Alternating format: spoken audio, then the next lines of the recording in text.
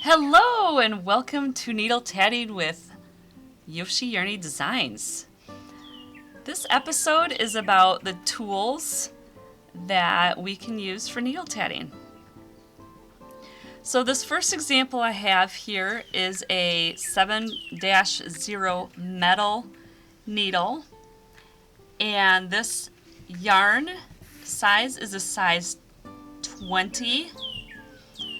And this needle corresponds to this yarn thickness because you want a needle a little bit smaller than your thread to get that nice contrast there. So I wanted to show you the difference between a 5-0 needle and a size 10 thread. So there's quite a bit difference there, as you can see. And another difference is our size 3 thread with our size 3-0 needle, which is a little bit bigger, but you can see in comparison it's a lot bigger to the other two, which is going to affect your gauge. So when you're thinking about this, you need to think about how big or how small you want your finished project to be, and that's why this is important. Another example I have is this is a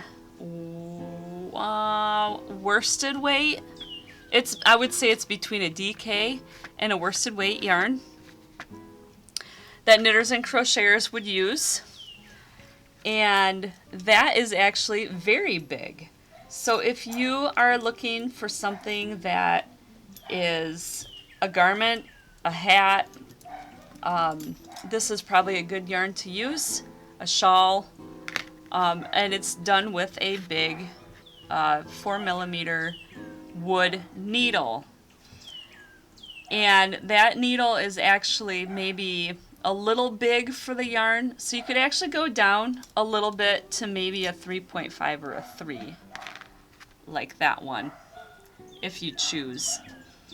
If you're working with a bulky weight yarn, they also have 6mm wood needles that you can use to use a super bulky weight yarn. That is the needle I use for Leo's rug in my new book, Needle Tatting with Chunky Yarns.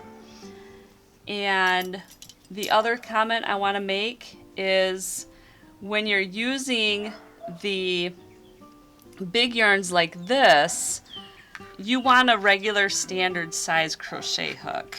It is an F crochet hook size, and that is going to help you do your crochet joins. Another tool that you need in your toolbox when you're tatting is scissors.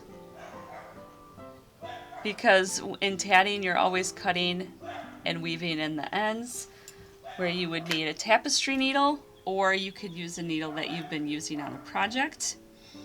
And I also like and recommend in my book is stitch markers. Now, stitch markers help us to see what are the joining picots, where we need to join the ring and the chain. So I highly recommend those in my book if you're first starting out or a beginner. So in conclusion, those are the tools that you need to do needle tatting, basically. And I hope you enjoy needle tatting.